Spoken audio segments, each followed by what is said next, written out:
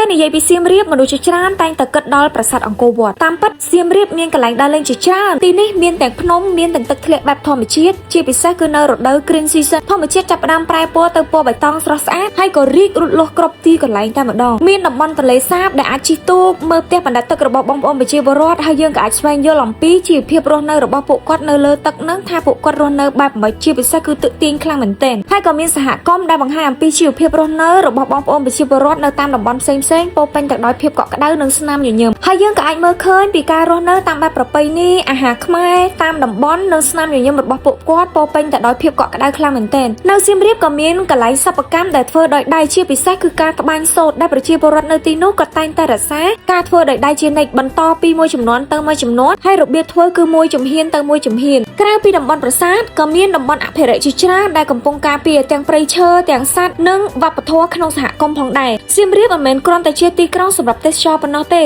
តែជាកន្លែងដែលមានជីវិតនិងវប្បធម៌និងមានរឿងរ៉ាវជាច្រើនដែលចង់ឲ្យបងប្អូនមកស្វែងយល់ដោយខ្លួនឯងអ្នកទាំងអស់គ្នា